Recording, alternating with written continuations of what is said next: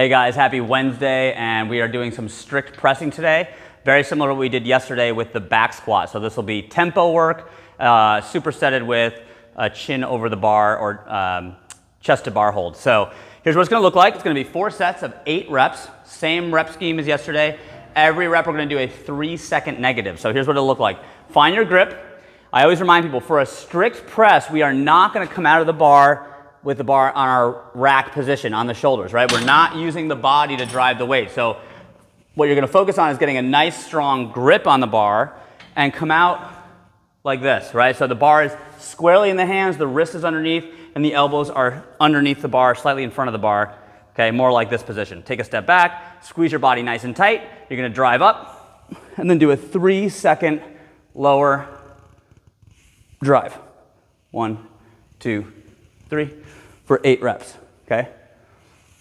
From there, we're gonna superset it with a chest to bar chin up hold. So palms facing you, all right? And we're gonna hold that top position, chin or chest touching the bar. If you can't hold your chest, you can do just chin over, that's fine, but it's meant to be a 30-second hold, which is a long time. So you can use a band for this, or you can also find some rings, turn this way and find an angle that's challenging and hold the rings to your chest for 30 seconds that way as well. All right, so that's gonna be our strength. Let's talk about our conditioning. All right, a super fun conditioning today, a 10-rounder. That means the reps are gonna be relatively low, but 2 technical skills in here. It's gonna be 1 rope climb per round, 25-foot handstand walk, and then 200-meter run. All right, we're gonna have a 20-minute time cap to get through this. So the rope climb is 1 rep. So the basic here will be using an anchor for your feet. The advanced athletes can do legless rope climb. Again, it's only 1, so kind of a fun way to challenge yourself if you're really good at rope climbs is to start working on legless. But let's talk about the basic anchored rope climb, the standard prescribed movement. Notice I have something to protect the skin on my shin. I always recommend taping it in place so it doesn't twist around. I'm gonna start with a nice high grip. I chalked my hands as well. All right, so the way this works is the rope goes to the outside of my foot, across my shin, and then I'm gonna trap the rope between my 2 feet. All right, notice my hands or my arms are still nice and long. As I stand with my legs, I pull at the same time, okay? So I'm trying to use my legs to help my arms go up the rope. I reach up now, nice and high. I'm gonna lift my knee again, clamp my feet, stand and pull at the same time. Okay? When you come down, it's going to be hand over hand. Okay? Don't slide down. And just let the rope slip between your feet.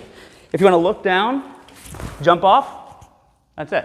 Okay? So 15 feet all the way up is the prescribed height. If you're just learning the anchor, stay in your comfort zone. Just spending time trying to figure the anchor out is going to be tiring. So if you just go up partial of the way, come down, you're going to get 10 rounds to practice. All right?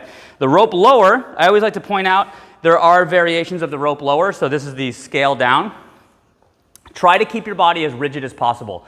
This will get you the most out of the movement. So I straddle the rope, again, start with my hands nice and high, and keep my body as rigid as I can through the entire range of motion, all the way down to the floor, and when I pull back up to the top, okay? If I bend my knees or my hips, it makes it significantly easier. So if I bend my knees, right, now that's gonna be an easier position. The main thing I think people should avoid in the rope lowers when they come up is that they don't start like this, right?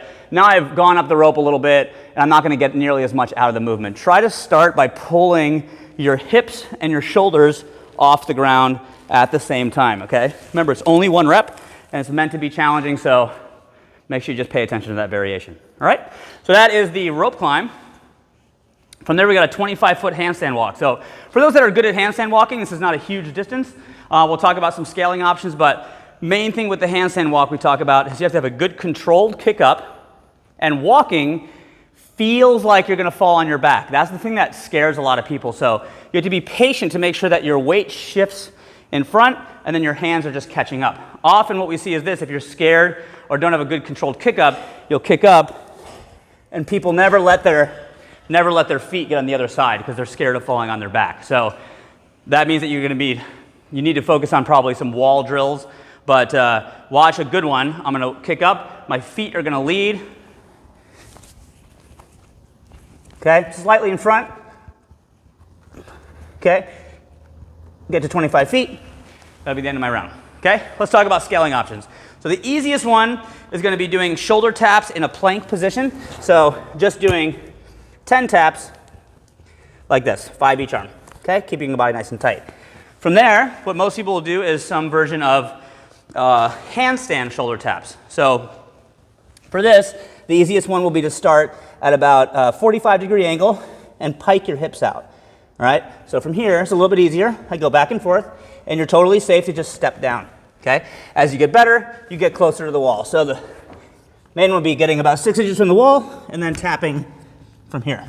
Okay, whatever you choose, stay in your comfort zone and make sure that you can get those 10 reps unbroken. Again, this is 10 rounds through, so it should feel pretty good at the beginning. All right, after that, you would run 200 meters and then repeat 10 times. That's it for our conditioning. Let's talk about the finisher.